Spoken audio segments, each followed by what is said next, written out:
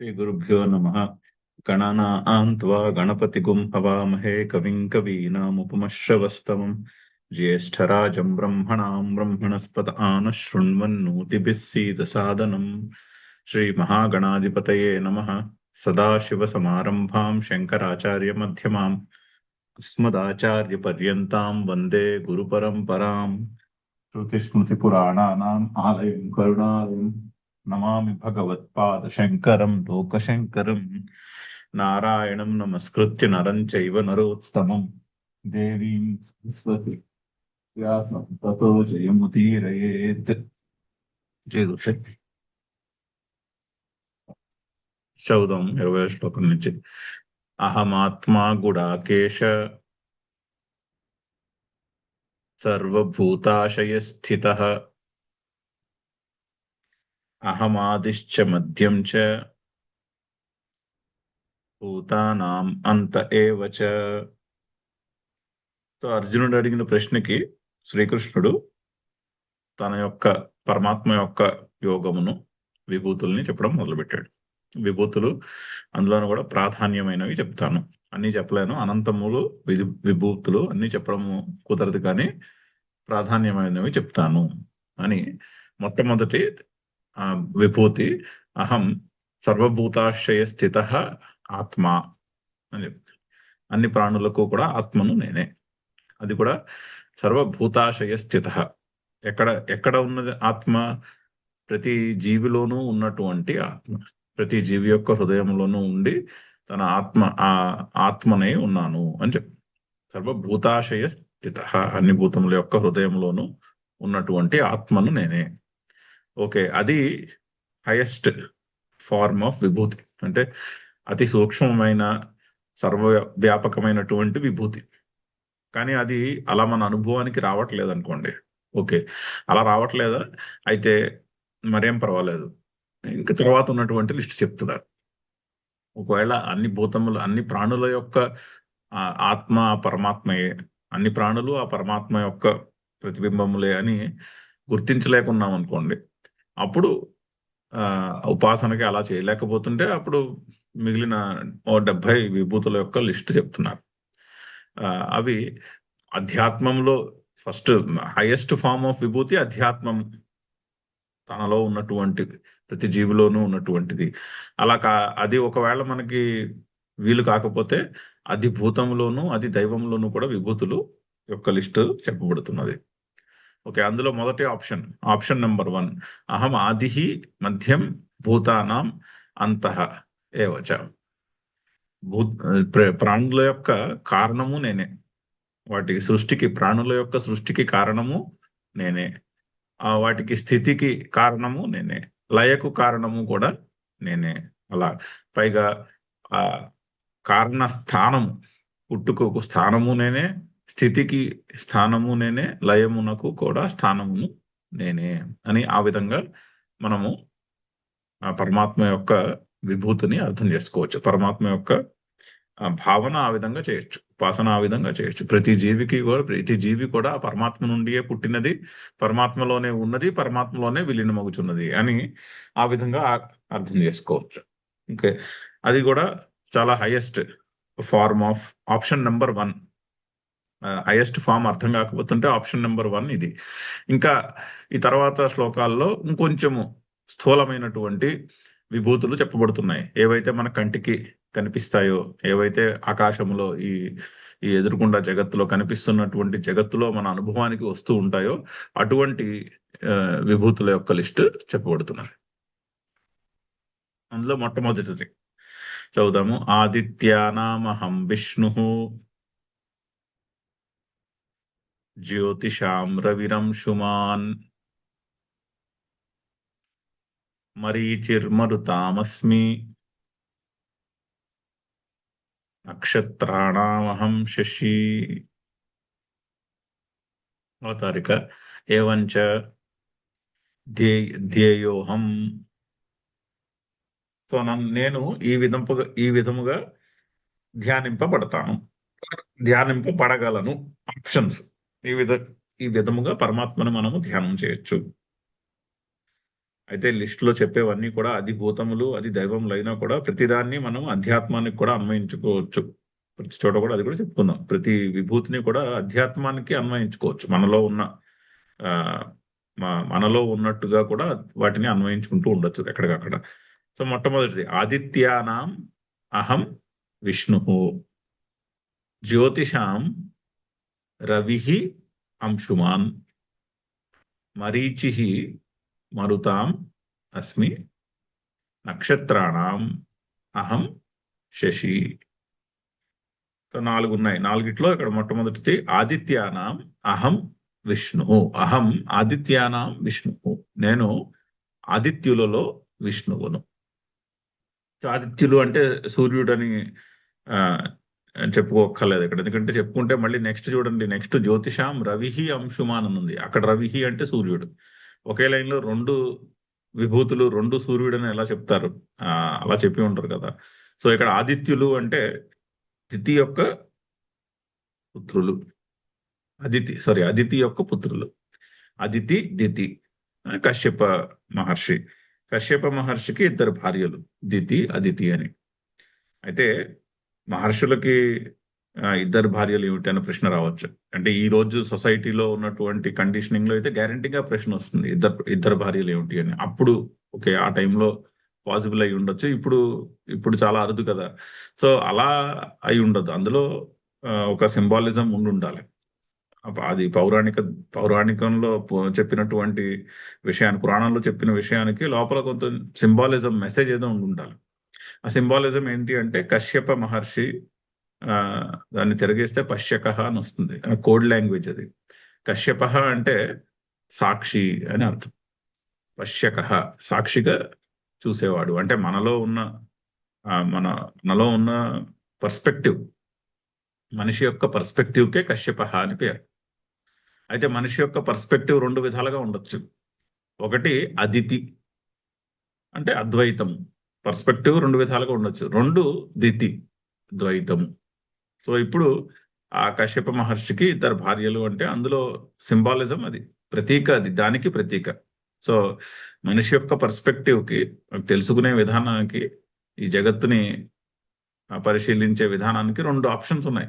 ఒకటి దితి, 2 అదితి. అదితి అంటే అద్వైతము, ఉన్నది అంతయో పరమాత్మ ఒక్కటియే అన్నటువంటి పర్స్పెక్టివ్ ఉందనుకోండి, అన్న దృష్టికోణంతో పరిశీలిస్తున్నాము, తెలుసుకుంటున్నాం జగత్తుని, అది దితి. అదితి. అలా కాకుండా నానాత్వం, ఉన్నది ఒకటి కాదు అనేకము అని తెలుసుకుంటూ అనే విధంగా మన పరిశీలన ఉంటే అది దితి. సో అదితి పుత్రులు ఆదిత్యులు, దితి పుత్రులు దైత్యులు. సో అదితి పుత్రులు ఆదిత్యులు అంటే వాళ్ళే దేవతలు. మన మనసులో ఉండేటటువంటి సకారాత్మకమైనటువంటి భావములు ఏవైతే ఉంటావో అవే అదితి యొక్క పుత్రులు, ప్రతీక అది. ఎందుకంటే ఉన్నది ఒక్కటే అన్న అన్న అన్న పర్స్పెక్టివ్ ఉందనుకోండి, దృష్టికోణము అద్వైతముగా ఉంటే ఆ రాగద్వేషములు, నకారాత్మకమైనటువంటి భావాలు ఏమీ ఉండవు. ఎందుకంటే రాగమన్నా, ద్వేషమన్నా, భయం ఉండాలన్నా, ఏముండాలన్నా ఒకటి కంటే ఎక్కువ ఉండాలి. నాకంటే వేరొకటి ఉంటే అప్పుడు దాని మీద కోరిక, రాగము, ద్వేషము, భయము ఇవన్నీ కలుగుతాయి. ఉన్నది ఒకటే అన్నటువంటి గ్రహింపు ఉందనుకోండి, అప్పుడు రాగానికి, ద్వేషానికి చోటు ఎక్కడుంది? ఎవరి మీద రాగము? ఉన్నది ఒకటే. సో అందుకని అదితి యొక్క కుమారులు ఆదిత్యులు, వారు దేవతలు. అదే దితి యొక్క కుమారులు దైత్యులు. ఇద్దరు ఒకటి కంటే ఎక్కువ ఉంటే అప్పుడు కోరిక, రాగము, ద్వేషము మొత్తము నకారాత్మకమైనటువంటి భావములన్నీ కూడా చోటు చేసుకుంటాయి. సో ఆ విధంగా ఆ ప్రతీకను అర్థం చేసుకోవాలి. సరే, అయితే ఇక్కడ ఆదిత్యులలో అహం విష్ణు అంటున్నా. అయితే పురాణంలో కూడా ఆదిత్యులు 12 మంది, అదితి యొక్క పుత్రులు 12 మంది. అందులో మొట్టమొదటి నెంబర్ 1 ఇంద్రుడు. ఆ తర్వాత ఎక్కడో మధ్యలో లిస్టులో వామనుడు వస్తాడు. వామనుడే ఇక్కడ విష్ణు అంటే వామన అని అర్థం. ఈ ఆదిత్యులలో అహం విష్ణు అంటే ఇంద్రుడు మొదలగు ఆ లిస్టులో నేను వామనుడను అంతే. అయితే వామనుడికి ఏదో స్పెషాలిటీ ఉండాలిగా. వామనుని స్పెషల్ గా ఎందుకు చెప్పిస్తున్నాడు నేను వామనుని అంటే మిగిలింది నేనని కాదు, నేను కాకపోవడం అని కాదు, ఆ పరమాత్మ యొక్క విభూతిని గుర్తించడానికి తేలిగ్గా ఉండేది. అయితే వామనుడి యొక్క స్టోరీలో వామనుడు బలిచక్రవర్తి ఆ కథలో 3 అడుగుల్లో ఆ బలిచక్రవర్తి ఇవ్వవలసినంత తీసేసుకుంటాడు. అది కదా స్టోరీ. మొట్టమొదటి అడుగులో ఇహలోకంలో ఉండే ఆ బలిచక్రవర్తి యొక్క ఇహలోకాన్ని అంతటిని ఆక్రమించేస్తాడు. రెండో అడుగులో బలిచక్రవర్తి యొక్క పరలోకాన్ని అంతటిని ఆక్రమించేస్తాడు. ఆక్రమించేసి మరి 3వ అడుగు ఎక్కడ వేయాలంటే అహంకారాన్ని కూడా తీసేసుకుంటాడు. అది కథలో 3వ అడుగు బలిచక్రవర్తి యొక్క శిరస్సు మీద పెడతాడు వామనుడు. అయితే పొట్టివాడైనా కూడా వామనుడు, అక్కడ స్పెషాలిటీ ఏంటంటే పొట్టివాడైనా కూడా వామనుడు ముల్లోకాలన్నీ కూడా మొత్తము జగత్ అంతటిని కూడా 3 అడుగులలో ఆక్రమించేశాడు. సో అందుకని విష్ణువు అక్కడ ఆ 12 మంది ఆదిత్యులలో నేను స్పెషల్ విష్ణువుని అంటాడు, వామనుడును అంటున్నారు. ఎందుకంటే 3 అడుగుల్లో విశ్వాన్ని అంతటిని కూడా ఆక్రమించేశాడు కాబట్టి. సో యాక్చువల్లీ విష్ణువు అంటే ఉపేంద్ర. ఉపేంద్ర అంటే ఏంటి? ఇంద్రునికి తక్కువ వాడని అర్థం. ఆ లిస్టులో ఇంద్రుడు తర్వాత వచ్చాడు కదా వయసు ప్రకారం. సో అందుకని ఉపేంద్ర అంటే ఉప ఇంద్ర అంటే సెకండ్ రంగ్ ఇంద్ర అని అర్థం. కానీ ఉపేంద్రుడే విభూతి అయ్యాడు, పరమాత్మ యొక్క విభూతి అయ్యాడు. మిగిలిన వాళ్ళందరూ అలా ఆ స్టేటస్ లోనే ఉండిపోయారు, వాళ్ళ లెవెల్లోనే ఉండిపోయారు. కానీ వామనుడు మాత్రము అందరికంటే ఎక్కువగా ఎదిగి విశ్వాన్నంతని 3 అడుగుల్లో వ్యాపించేశాడు. సో అందుకని ఉపేంద్రుడు విభూతి, అది స్పెషాలిటీ. అందుకని అహం విష్ణువు అంటున్నాను. ఆ 12 ఆదిత్యులలో నేను విష్ణువుని, ఎందుకంటే అందరికంటే గొప్ప వామనుడు ఆర్ విష్ణువు కాబట్టి అక్కడ. అది ఒక అర్థం. రెండో అర్థము కఠోపనిషత్తులో వామనుడుని డిస్క్రైబ్ చేశారు. ఏంటి? వామనుడు హృదయములో అంగుష్ట మాత్రమై ఆ వామనుడు ఆత్మరూపముగా తన మనిషి యొక్క హృదయంలో ఉండి మధ్యే వామనం ఆసీనం అనే ఒక మంత్రం ఉంది. అతను ఏం చేస్తున్నట్ట?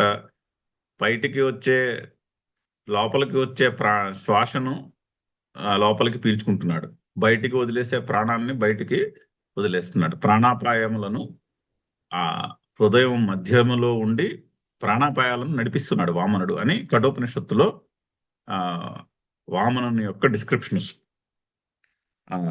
అంతటా వ్యాపించి ఉన్న తత్వము అయినటువంటి ఆ విష్ణువే వామనుడై తన మనిషి యొక్క ప్రాణి యొక్క హృదయములో ఉండి ఉచ్ఛ్వాస నిశ్వాసలను నడిపిస్తున్నాడు అని ఆ మంత్రము ఆ విధంగా స్తుతించింది పరమాత్మ.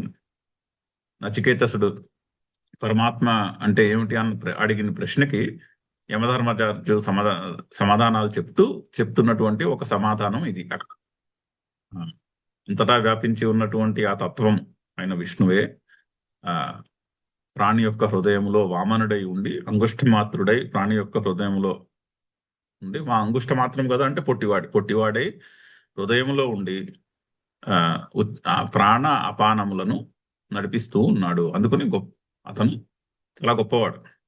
అందుకని ఇక్కడ విష్ణువు అని చెప్తున్నారు. అలా కూడా అర్థం చేసుకోవచ్చు. విష్ణువు వామన. ఆ పొట్టివాడైన వామనుడు హృదయంలో ఉండి ఉచ్ఛ్వాస నిశ్వాసలను నడిపిస్తున్నాడు అని చెప్పుటకే ఆ ప్రిన్సిపల్నే వామనావతారం యొక్క కథలో వాడుకున్నారు. పొట్టివాడైనటువంటి వామనుడు విశ్వాన్నంతటిని వ్యాపించాడు అదే అని కథలో ఉంది. ప్రిన్సిపల్ హృదయంలో అంగుష్ట మాత్రుడైనటువంటి పరమాత్మయే అందరి విశ్వాన్ని అంతటిని వ్యాపించి అందరి హృదయంలోనూ ఉండి ఆ ప్రాణుల యొక్క ప్రాణాపానములను నడిపిస్తున్నాడు. అదే ప్రిన్సిపల్ని వాళ్ళు అక్కడ పురాణంలో కథలో ఆ విధంగా చెప్పారు. అలా అది ఇంకొక అర్థము. అందుకని ఆదిత్యులలో నేను విష్ణువును అని చెప్పడం. ఇంకొక అర్థం కూడా వస్తుంది సెకండ్ దానికి రిలేటెడ్. విష్ణువు అంటే వేదమంత్రంలో విష్ణువు అంటే సూర్యుడు. సూర్యుడు త్రివిక్రముడు అని పేరు సూర్యుడికి. ఆ వామనుడికి కూడా త్రివిక్రముడు అని పేరు. ఎందుకంటే మూడు పాదముల 3 అడుగులతో సృష్టిని అంతటిని వ్యాపించేశాడు కాబట్టి. అలాగే ఇక్కడ సూర్యుడు కూడా 3 అడుగుల్లో సృష్టి అంతటిని వ్యాపించాడు. సూర్యుడు త్రివిక్రముడై విశ్వానంతటిని వ్యాపించాడు. ఏ విధంగా త్రివిక్రముడయ్యాడు? పగటి వేళ, రాత్రి వేళ, సంధ్య. ఆ మూడు అడుగులు, సూర్యుని యొక్క 3 అడుగులు, పగలు, రాత్రి, సంధ్య అనే 3 అడుగులతో జగత్తునంతటిని కూడా వ్యాపించి ఉన్నాడు. సో అందుకని ఆదిత్యుల్లో సూర్యుడిని నేను అని అలా కూడా చెప్పుకోవచ్చు. ఆదిత్యులు 12 మంది ఆదిత్యులు అంటే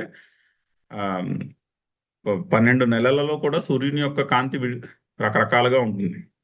అందులో విష్ణువు అనేది ఒక పర్టికులర్ మంత్కి సంబంధించినటువంటి ఆ సూర్యుని యొక్క వెలుగుకి పెట్టుకున్నటువంటి పేరు. అది అన్నిట్లోనూ శ్రేష్టమైనది. ఎందుకంటే ఫర్ ఎగ్జాంపుల్ సమ్మర్ సీజన్లో సూర్యుని యొక్క కాంతి చాలా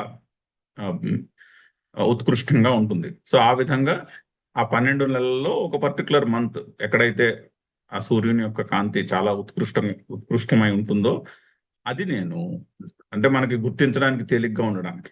ఆ విధంగా కూడా ఆదిత్యానం అహం విష్ణువు అన్నది మనము దానికి అర్థాన్ని చెప్పుకోవచ్చు. సో అది మొట్టమొదటి యొక్క విభూతి. 12 మంది ఆదిత్యులలో విష్ణువుని నేను.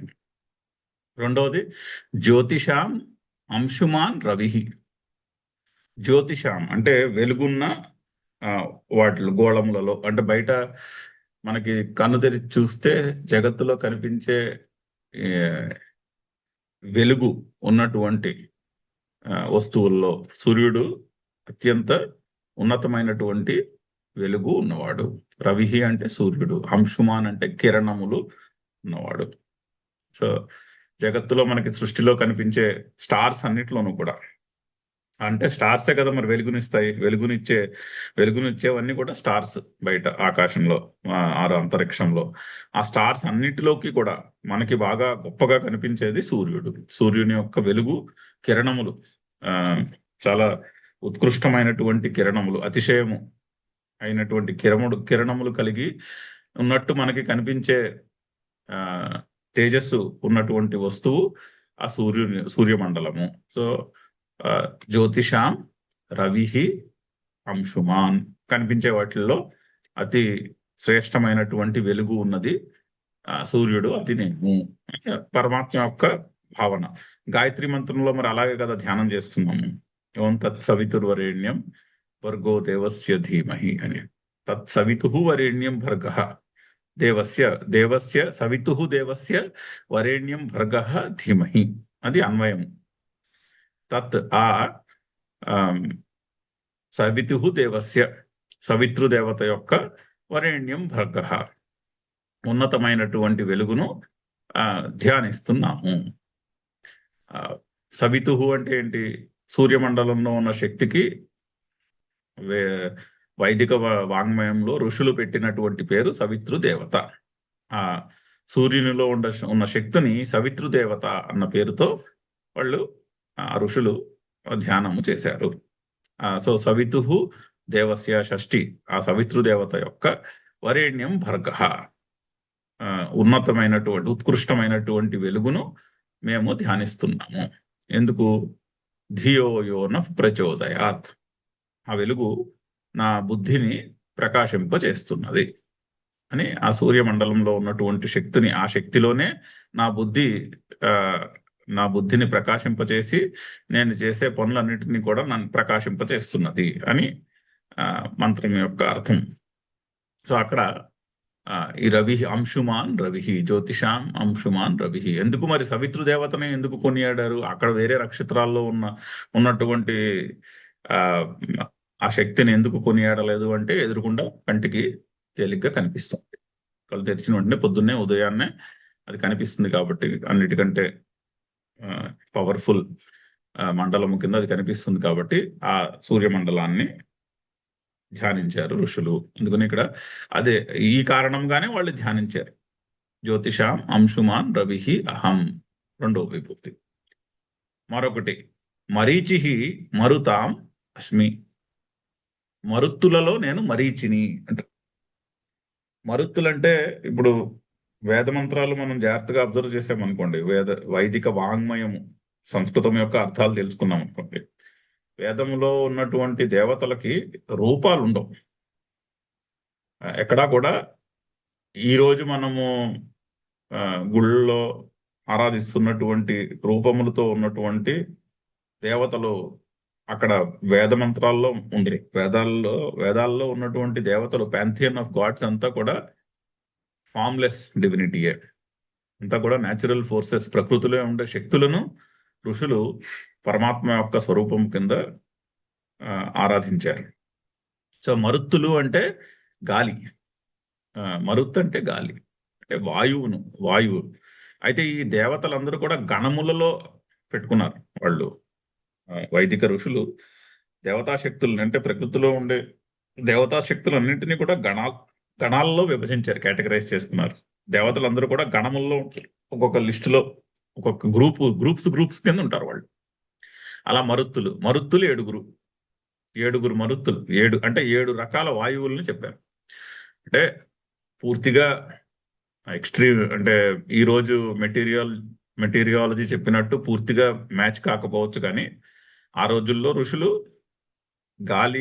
గాలిని 7 రకాలుగా విభజించారు. అంటే చూడండి, ఇప్పుడు సమ్మర్లో వేడి గాడ్పులు ఒక రకమైనటువంటి గాలి, వింటర్లో చల్లని గాలి వస్తుంది, అది ఒక రకమైనటువంటి గాలి, మాన్సూన్లో మాయిశ్చర్ కంటెంట్ ఎక్కువ ఉన్నటువంటి గాలి వస్తుంది, అదొక రకమైనటువంటి గాలి.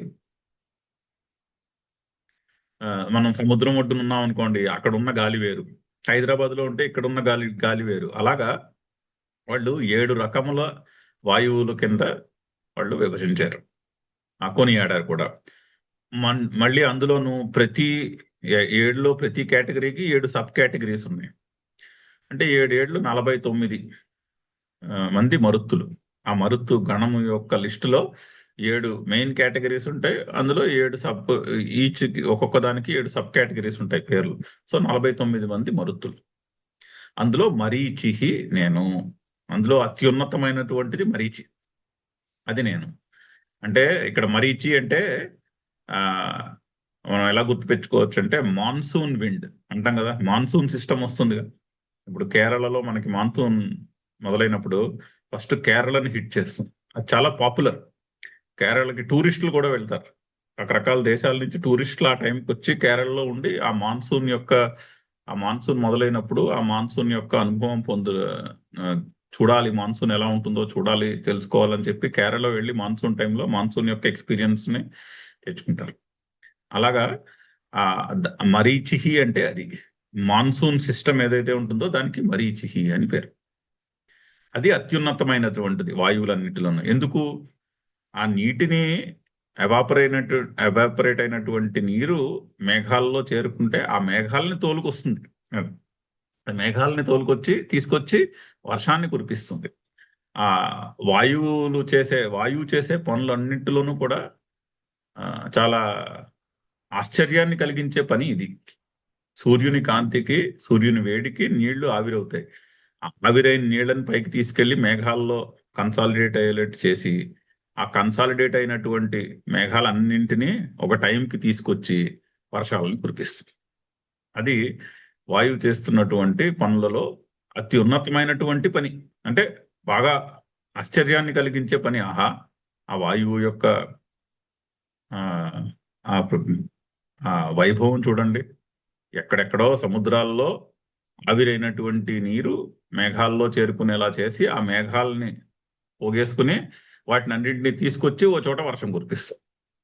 ఒక చోటే కాదు, ప్రపంచంలో ఎక్కడ మాన్సూన్ రెయిన్స్ కురిసినా కూడా ప్రపంచం అంతటా కూడా తీసుకెళ్లి ఎక్కడెక్కడ వర్షం కావాలో అక్కడక్కడ వర్షాన్ని ఆ విధంగా కురిపిస్తున్నది. కాబట్టి మరీచిహి మరుత్తులలో మరీచిని నేను. వాయువులలో ఆ వాయువు యొక్క శక్తులలో నేను మరీచిని, మాన్సూన్ సిస్టమ్ని నేను. అది మరీచిహి మరుతాం అస్మి. విభూతి నెంబర్ 3 ఈ శ్లోకంలో. నెంబర్ 4, నక్షత్రాణం అహం నక్షత్రాణం శశి. నేను నక్షత్రములలో చంద్రుడను. అంటే నక్షత్రముల మధ్యలో చంద్రుడు నక్షత్రం అని కాదు అక్కడ అర్థము. చంద్రుడు నక్షత్రం కాదని శ్రీకృష్ణుడికి తెలుసు. కానీ నక్షత్రాలలో నేను చంద్రుడను, అంటే నక్షత్రాల మధ్యలో నేను చంద్రుడను. ఆకాశంలో చూసామనుకోండి, మనకి నక్షత్రాలు కనిపిస్తూ ఉంటాయి. నాకు బోల్డ్ నక్షత్రాలు కనిపిస్తాయి, ఆకాశం క్లియర్ గా ఉంటాయి. ఆ నక్షత్రాల మధ్యలో ఒక అందమైనటువంటి చంద్రుడు కూడా కనిపిస్తాడు. అంటే రాత్రి వేళ ఆకాశంలో కనిపించే వాటన్నిటిలోకి కూడా అతి అతి అందమైనది, మనస్సుని ఆకట్టుకునేది, అందరి మనస్సును ఆకట్టుకుంటుంది. నిత్యము నిత్య నూతనుడు అందులో ఆ చంద్రుడు. ఎప్పుడు చూసినా కూడా కొత్తగానే కనిపిస్తాడు మనకి. ప్రతిరోజు చంద్రుడిని చూసినా, ఏ రోజు చంద్రుడిని చూసినా కూడా ఆహా, ఈరోజు చంద్రుడు చూడు ఎంత బాగున్నాడో అనిపిస్తుంది. అందులో పున్నమి నాడైతే ఆ ఇంకా అనిపిస్తుంది, ఆహా ఈ చంద్రుడి యొక్క వైభవం చూడు ఎంత బాగున్నాడో ఆ చంద్రుడు అని. ఎన్నిసార్లు పున్నమి, ప్రతి 2 వారాలకి వస్తుంది, కానీ ఎన్నిసార్లు పున్నమి చంద్రుడిని చూసినా మళ్ళీ చూసినప్పుడు కొత్తగా అందంగానే కనిపిస్తాడు. సో ఆకాశంలో కనిపించే, రాత్రి వేళల ఆకాశంలో కనిపించే వాటన్నిటిలోనూ కూడా అతి ఉన్నతమైనది శశి, చంద్రుడు. అందుకని నక్షత్రముల మధ్యలో చంద్రుడిని నేను. పగటి వేళ ఆకాశంలో కనిపించే, క్లియర్ గా కనిపించేది ఒకటే, సూర్యుడు ఒకటే కనిపిస్తాడు. ఆ సూర్యుని వెలుగులో ఇంకా ఏ నక్షత్రము కనిపించదు. అందుకని పగటి వేళలో జ్యోతిషాం అంశుమాన్ రవి, పగటి వేళలో కనిపించే తేజస్సు కలిగినటువంటి వస్తువుల్లో సూర్యుడిని నేను, అదొకటే కనిపిస్తుంది, ఇంకేం కనిపించదు ఆకాశంలో. అలాగే నక్షత్రములు, రాత్రి వేళల నక్షత్రముల మధ్యలో కనిపించే చంద్రుడిని నేను అని దాని యొక్క అర్థం. వీటన్నిటినీ కూడా మనము ఆ అధ్యాత్మంలో కూడా అన్వయించుకోవచ్చు. ఫర్ ఎగ్జాంపుల్, నక్షత్రాణం అహం శశి. నక్షత్రములు అంటే వెలుగునిచ్చే, వెలుగుతూ ఉంటాయి ఎప్పుడు కూడా, నిరంతరము వెలుగుతూ ఉంటుంది కదా, ట్వింకిల్ ట్వింకిల్ అలా ట్వింకిల్ అవుతూ ఉంటుంది నిరంతరము. ఎప్పుడు కూడా ఆగిపోదు, ఎప్పుడు అలా వెలుగుతూ ఉంటుంది. మన ఇంద్రియములు కూడా అంతే, మన ఇంద్రియములన్నీ ఎప్పుడు వెలుగుతూనే ఉంటాయి. చెవి అలా పనిచేస్తూనే ఉంటుంది. అక్కడ ఇక్కడ శబ్దాలు అయితే, ఇలా ఇక్కడ పాఠం వింటున్నా కూడా బయట డోర్ బెల్ కొట్టారనుకోండి ఎవరో, ఆ శబ్దం వినిపిస్తుంది. అలాగా నిరంతరము పనిచేస్తూ ఉంటుంది ఇంద్రియము. కన్ను కూడా అంతే, చర్మము కూడా అంతే. వేడిగా ఉందనుకోండి బయట, దానికి మనకి థర్మోమీటర్ అక్కర్లేదు కదా, చర్మం చెప్తుంది వేడిగా ఉంది బయట, చల్లగా ఉంటే చల్లగా ఉందని చెప్తుంది. సో నిరంతరము కూడా అనుభవాలని సేకరిస్తూ ఉంటుంది, అంటే నిరంతరము యాక్టివ్ గా ఉంటుంది ఆ ఇంద్రియం. అందుకని వాటికి ఇంద్రియములు. ఆ ఇంద్రియముల మధ్యలో మనస్సును నేను, చంద్రుడు మనస్సుకి ప్రతీక. సో ఇంద్రియములన్నిటిలోనూ సూపర్ ఇంద్రియం, అన్ని ఇంద్రియములు ఒక్క పని కూడా సింగిల్ హ్యాండెడ్ గా చేసేస్తుంది. స్వప్నము ఉన్న స్వప్న స్టేట్ లో మనము స్వప్నావస్థలో మనం మెలకుగా లేంగా, అంటే ఇంద్రియములన్నీ రెస్ట్ లో ఉన్నాయి, కానీ మనస్సు మాత్రం అన్ని ఇంద్రియముల యొక్క పని సింగిల్ హ్యాండెడ్ గా చేసేస్తుంది. మొత్తం 10 ఇంద్రియముల యొక్క, జ్ఞానేంద్రియాలు, కర్మేంద్రియాలు అన్నిటి యొక్క పని కూడా స్వప్నంలో మనసు చేసేస్తుంది. అందుకని ఇంద్రియములన్నిటిలోనూ మనసు గొప్పది అన్నారు. సో అందుకని ఇంద్రియములలో మనస్సును నేను అని, ఆ విధంగా మనము ప్రతిదాన్ని కూడా మనం అధ్యాత్మానికి అన్వయించుకుంటూ ఉండొచ్చు. ఇది ఈ శ్లోకంలో చెప్పినటువంటి 4 విభూతుల యొక్క విశేషం. చదువుదాము శ్లోకము, భాష్యం చదువుదాం ఒకసారి. ఆదిత్యానాం ద్వాదశాదిత్యానాం విష్ణు నామ ఆదిత్య అహం. సో ఆదిత్యుల్లో విష్ణు అనే ఆదిత్యుడను నేను, అంటే ఆదిత్య యొక్క పుత్రుల్లో విష్ణువును, అంటే వామనుడను నేను. జ్యోతిషాం రవి ప్రకాశయితృణాం అంశుమాన్ రశ్మిమాన్. ప్రకాశమును ఇచ్చే వాటిల్లో, వెలుగుతూ కనిపించే వస్తువులలో రవిహి నేను. ఎందుకు రవిహి? అంశుమాన్ అంటే రశ్మిమాన్, అంశుహు అంటే కిరణములు, బాగా కిరణములు కలిగినటువంటి రవిహి సూర్యుడను నేను. మరీచిహి నామ మరుతాం మరుద్దేవత భేదానాం అస్మి. మరుతాం అంటే మరుద్దేవత భేదానాం, అంటే 49 మంది మరుత్తులు ఆ గణములో, ఆ మరుద్దేవతల యొక్క గణములో నేను మరీచిని. మరీచిహి అంటే రఫ్ గా మాన్సూన్ సిస్టమ్ అని అర్థం చేసుకోవచ్చు. సో వాయువు యొక్క శక్తులన్నిటిలోనూ కూడా మాన్సూన్ సిస్టమ్ ని నేను. నక్షత్రాణం అహం శశి. నక్షత్రముల మధ్యలో ఆకాశంలో కనిపించే నక్షత్రములు అంటే రాత్రి వేళ కనిపించే ఆ, ఆకాశంలో వెలుగుతూ కనిపించే వస్తువులలో శశి చంద్రమాహ. చంద్రమాహ అంటే చంద్రుడు. సంస్కృతంలో చంద్ర అని ఉండదు, చంద్రమస్ పదం శబ్దం. చంద్రమాహ ప్రథమ ఏకవచనం. సో చంద్రునికి సంస్కృతంలో కరెక్ట్ పేరు చంద్రమాహ. వేదంలో చంద్రమాహ అనే ఉంటుంది. సో శశి అంటే చంద్రమాహ అంటే చంద్రుడను నేను. నక్షత్రములలో కనిపించే నక్షత్రములన్నిట్లోనూ చంద్రుడను నేను. నక్షత్రముల మధ్యలో నక్షత్రములు అన్నిట్లోనూ అంటే అయ్యో ఇదేంటి చంద్రుడిని నక్షత్రంగా చెప్తున్నారు అన్న డౌట్ రావచ్చు. చంద్రుడిని నక్షత్రంగా చెప్పట్లేదు, ఆకాశంలో నక్షత్రముల మధ్యలో కనిపించే చంద్రుడను నేను అని అర్థం వాక్యానికి. 14వ శ్లోకము. ఆదిత్యానామహం విష్ణు జ్యోతిషాం రవిరంశుమాన్ మరీచిర్మరుతామస్మి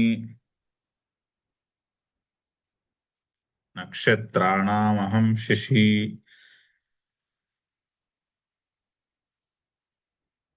నెక్స్ట్ సెట్. వేదానాం సామవేదోస్మి దేవానామస్మి వాసవః ఇంద్రియాణాం మనశ్చాస్మి భూతానాం అస్మి చేతన. వేదములలో సామవేదమును నేను. సో వేదంలో సామవేదం ఎందుకు స్పెషల్ అంటే, వేదంలో 3 వేదాలు కదా, నాలుగిట్లోనూ 3 ప్రామినెంట్. మా 3 ప్రామినెంట్ ఒరిజినల్ గా 3, తర్వాత ఇంకోటి యాడ్ అయింది. ఋగ్వేదము, యజుర్వేదము, సామవేదం. ఋగ్వేదంలో అన్ని రుక్కుల కింద ఉంటాయి, అంటే శ్లోకాల్లో ఉంటాయి, అంటే ఛందోబద్ధమై ఉంటాయి మంత్రాలు. ఇప్పుడు పురుష సూక్తం తీసుకున్నాం అనుకోండి, అది ఋగ్వేదం నుంచి వచ్చింది. సహస్ర శీర్ష పురుష, సహస్రాక్ష సహస్రపాత్. అలా మీరు ఛందస్సు అంత మొత్తము ఆ పురుష సూక్తం అంతా కూడా అదే ట్యూన్ లో పాడొచ్చు. రఫ్గా ఛందస్సు సరిపోతుంది. అన్ని శ్లోక రూపంలో ఉంటాయి మంత్రాలన్నీ కూడా. రుక్ అంటే శ్లోకము అని అర్థం. సో ఋగ్వేదము అయింది. రుక్కులు కింద ఉంటాయి. రుక్ అంటే రఫ్గా శ్లోకానికి ఈక్వలెంట్, ఒక శ్లోకం అని చెప్పుకోవచ్చు, ఒక రుక్కు. సో రుక్కులతో కూడుకున్నది కాబట్టి ఋగ్వేదము, దాని పేరు అది. అందుకని దానికి ఋగ్వేదము అన్నారు. అంటే పోయిటిక్ ఫార్ములో ఉన్నటువంటి వేద మంత్రములు, ఛందోబద్ధమైనటువంటి మంత్రములు కాబట్టి ఋగ్వేదము. అలాగే యజుర్వేదము. యజుహు అంటే ప్రోస్ ఫామ్ గా ఉంటుంది. ఇప్పుడు నమ్మకం చమకం చదివామనుకోండి, రుద్రం చదివామనుకోండి, రుద్రములో ట్యూన్ ఉండదు. రుద్రంలో ఏమి ఛందోబద్ధమై ఉండవు, అవన్నీ ప్రోజ్ వాక్యాలు. అవన్నీ ప్రోజ్ వాక్యాల కింద ఉంటుంది. మీరు జాగ్రత్తగా అబ్జర్వ్ చేస్తే, అంటే వాళ్ళు చెప్తున్నప్పుడు ఒక ట్యూన్ లో చెప్తున్నట్టు ఉంటుంది, కానీ యాక్చువల్లీ అది ఛందోబద్ధమైనటువంటి వాక్యాలు ఏం కాదు. ఒక వాక్యం పొడుగు చిన్నగా ఉంటుంది, ఇంకో వాక్యం పొడుగ్గా ఉంటుంది. అలాగా ఆ వాక్యాల్లో నెంబర్ ఆఫ్ సిలబల్స్ సేమ్ ఉండవు. ఆ వాక్యాల్లో నెంబర్ ఆఫ్ సిలబల్స్ డిఫరెంట్ గా ఉంటాయి. ఎందుకంటే అది ప్రోస్. అది యజుర్వేదంలో ఉన్నటువంటి మంత్రముల సెట్. ఫర్ ఎగ్జాంపుల్ రుద్రం, నమ్మకం చమకం. సో యజుర్వేదము అంటే ప్రోస్ ఫామ్ లో ఉన్నటువంటి వేదము అని అర్థం. మరి సామవేదము అంటే గానము ఎక్కువ ఉంటుంది. సామవేదం మంత్రములు చాంటింగ్ విన్నారనుకోండి, అది ఒక పాట కింద ఉంటుంది, గానం ఉంటుంది, దానికి రాగం ఉంటుంది. సో పాట పాడినట్టు ఉంటుంది. సామవేదం యొక్క మంత్రముల యొక్క పారాయణ మనం వింటే, చాంటింగ్ వింటే, సామవేదం మంత్రాలు పాట కింద ఉంటాయి. సో గానము అధికముగా ఉంటుంది సామవేదంలో. సో మూడిట్లోకి కూడా 3 ఫార్మ్స్ ఆఫ్ రెండిషన్. మీరు శ్లోకములు, ఋగ్వేద మంత్రాలు విన్నారనుకోండి, అది ఒక పద్ధతిలో ఉంటుంది, శ్లోకములు చెప్పినట్టు ఉంటుంది. యజుర్వేద మంత్రాలు వింటే ప్రోజ్ చదివినట్టు ఉంటుంది. సామవేదం యొక్క మంత్రాలు వింటే పాట పాడినట్టు ఉంటుంది. ఆ 3 ఫార్మ్స్ ఆఫ్ రిసైటేషన్ లో హైయెస్ట్, బాగా అందంగా మనసుకి బాగా హత్తుకునేది సామవేదము, గానము కింద చేసినటువంటి చాంటింగ్. అందుకని వేదములలో సామవేదాన్ని నేను అంటున్నాడు. అంటే వినడానికి చాలా బాగుంటుంది సామవేదం యొక్క చాంటింగ్. ఎందుకంటే ఒక పాట పాడినట్టు ఉంటుంది. అందుకని వినడానికి చాలా, అంటే మొదటిసారి వింటే కొంచెం డిఫరెంట్ గా అనిపించవచ్చు, కానీ 2-3 సార్లు విన్నారనుకోండి అది చాలా చాలా బాగుంది అనిపిస్తుంది. నిజంగా చాలా మనసుకి హత్తుకుంటుంది ఆ సామవేదం యొక్క చాంటింగ్. అందుకని వేదములలో సామవేదాన్ని నేను అంటున్నాను. సో దేవానాం వాసవ అస్మి, దేవతల్లో ఇంద్రుడును నేను. అదితి పుత్రుల్లో నెంబర్ 1 ఇంద్రుడు. యాక్చువల్లీ వేదంలో ఇంద్రునికి చాలా ప్రామినెన్స్ ఉంది. ఇంద్రుని యొక్క స్థుతి, బోల్డ్ అన్ని మంత్రాలు ఉంటాయి ఇంద్రుని యొక్క స్థుతిలో. పురాణాల్లో ఇంద్రుడు కొంచెం క్యారెక్టర్ చాలా డిఫరెంట్ గా ఉంటుంది, కానీ వైదికంలో ఉన్నటువంటి ఇంద్రుడు మాత్రము, ఇంద్రుని యొక్క డిస్క్రిప్షన్, ఇంద్రుని యొక్క స్థుతి మాత్రము అత్యున్నతంగా ఉంటుంది. ఇంద్రుడికి నెంబర్ 1 పొజిషన్. ఇంద్రుడు పరమాత్మతో సమానం. సో దేవతల్లో ఇంద్రుడను నేను. పౌరాణికంలో మరి స్టోరీస్ లో ఇంద్రుని యొక్క క్యారెక్టర్ అప్పుడప్పుడు కొంచెం క్వశ్చనబుల్ గా ఉంటుంది, చాలా పార్షియాలిటీ ఎక్కువ ఉన్నట్టు కనిపిస్తుంది. కానీ వేదమంత్రంలో అలా ఉండదు. వేదమంత్రంలో దేవతల్లో అత్యున్నతమైనటువంటి దేవత, అదితి పుత్రుల్లో మొట్టమొదటి వాడు, అత్యున్నతమైనటువంటి దేవత, అతి శక్తివంతమైనటువంటి దేవత ఇంద్రుడు. సో దేవతల్లో ఇంద్రుడను నేను. అలాగే మన శరీరం ఉందనుకోండి, ఈ శరీరంలో ఇంద్రుడు ఆ, బాహుల్లో ఉంటాడంటారు. ప్రతి దేవతకి కూడా అధ్యాత్మంలో స్థానం చెప్పారు మనలో. ఇంద్రుడికి అంటే మరి పనులవి చేయాలంటే బాహుల్లో శక్తి ఉండాలి కదా. ఈ శరీరాన్ని లేచి నుంచోబెట్టి నడిపించి పనులన్నీ చేసి కోరికలు తీర్చుకుందుకు చేయాల్సినటువంటి కర్మలన్నీ చేసి అవన్నీ చేయడానికి బాహుల్లో శక్తి ఉండాలి. సో దేవతలన్నింటిలోనూ కూడా మన మన అధ్యాత్మంలో ఉన్న దేవతా శక్తులన్నింటిలోనూ కూడా ఇంద్రుడు గొప్పవాడు. ఎందుకంటే బాహువుల శక్తి మోస్ట్ ఇంపార్టెంట్. ఆ విధంగా కూడా దేవానాం అహం వాసవ ఇంద్ర అస్మి. ఇంద్రియాణం మనః, ఇందాక కూడా చెప్పుకున్నాం. ఇంద్రియములలో మనస్సు నేను. ఇందాక నక్షత్రాల్లో చంద్రుడు అని చెప్పాడు. అక్కడ కూడా మనం అధ్యాత్మంలో ఆ విభూతిని అలా అర్థం చేసుకోవచ్చు. ఇక్కడ డైరెక్ట్ గా అలాగే చెప్తున్నాడు. ఇంద్రియములలో మనస్సును నేను. ఎందుకంటే అది మన అందరి అనుభవంలో ఉన్నదే. సూపర్ ఇంద్రియం. అన్ని ఇంద్రియముల యొక్క పని ఒకసారిగా మనస్సే చేసేయగలదు. నిద్రపోయినప్పుడు కళ్ళు పడుకున్నాయి, చెవులు పడుకున్నాయి, ముక్కు వాసన చూసే శక్తి పనిచేయట్లేదు, రుచి చేసే శక్తి స్విచ్ ఆఫ్ అయిపోయి ఉంది, చర్మం యొక్క శక్తి స్విచ్ ఆఫ్ అయిపోయి, అయినా కూడా స్వప్న ప్రపంచంలో అన్ని అన్ని ఇంద్రియముల యొక్క విషయములు మన అనుభవానికి వస్తాయి. అక్కడ మెలకుగా ఉన్నది మనస్సు ఒక్కటే. సో మనస్సు సూపర్ ఇంద్రియం. అన్ని ఇంద్రియముల యొక్క పనులు, ఇంద్రియాలు మీరు కళ్ళలో పరిగెట్టేస్తారు, కాళ్ళు పనిచేస్తున్నాయి, ఏదో చేతులతో ఏదో చేస్తారు, నోటితో మాట్లాడేస్తారు, అన్ని జ్ఞానేంద్రియములు, కర్మేంద్రియములు, అన్ని ఇంద్రియముల యొక్క పని కూడా మనసు ఒక్కటే చేసేయగలదు. సో అందుకని ఇంద్రియములలో మనస్సును నేను. నెక్స్ట్ది భూతానాం చేతన అస్మి, ప్రాణులలో చైతన్య శక్తిని నేను. ప్రాణుల్లో నిత్యము చైతన్య శక్తి ఉంది. అప్పుడే కదా ఆ చైతన్య శక్తిలోనే కదా ప్రాణికి అన్ని అనుభవాలన్నీ తెలుస్తూ ఉంటాయి. ఆ చైతన్య శక్తిని నేను. అంటే లోపల ఉన్నటువంటి వెలుగు, ఆ చైతన్యం నిత్యము అయినటువంటి వెలుగు, అది నిత్యము మనలో ఉన్న, మనలోనే మనం పరిశీలించుకుంటే ఈ శరీరము, మనస్సు, బుద్ధి ఇవన్నీ మారిపోతూ ఉంటాయి, కానీ ఆ చైతన్యము మాత్రం మారకుండా ఉంటుంది. మారని తత్వం ఏదైనా ఉంటే మనలో అది ఆ చైతన్యమే. ఆ చైతన్యంలోనే అన్ని మార్పులు మనకి అనుభవానికి వస్తూ ఉంటాయి. సో అందుకని భూతానాం చేతన అస్మి. ప్రాణులు చూస్తే ప్రతి ప్రాణిలోనూ కూడా చైతన్య శక్తి కనిపిస్తుంది. ఆహా, ఆ చైతన్య శక్తి చూసారా అని మనకి అది దాన్ని చూసి, ఇప్పుడు మీరు ఆవుకి అరటిపండుని పెట్టారనుకోండి, అది అరటిపండు తిని ఎంతో ఆనందిస్తుంది. ఆ కళ్ళల్లో చక్కని ఆ ఆనందం కనిపిస్తుంది. అలా ఏ ప్రాణికి మనము ఆహారాన్ని ఇచ్చినా కూడా ప్రాణిలో ఆ చైతన్య శక్తి అలా కనిపిస్తుంది మనకి. సో అది ప్రాణుల్లో కనిపిస్తున్నటువంటి చైతన్యము నేను. భూతానా చేతన అహం అస్మి. 14వ శ్లోకము. వేదానాం సామవేదోస్మి దేవానామస్మి వాసవః ఇంద్రియాణాం మనశ్చాస్మి భూతానామస్మి చేతన. ఓం పూర్ణమదః పూర్ణమిదం పూర్ణాత్ పూర్ణముదచ్యతే పూర్ణస్య పూర్ణమాదాయ పూర్ణమేవావశిష్యతే. ఓం శాంతి శాంతి శాంతి. హరి ఓం.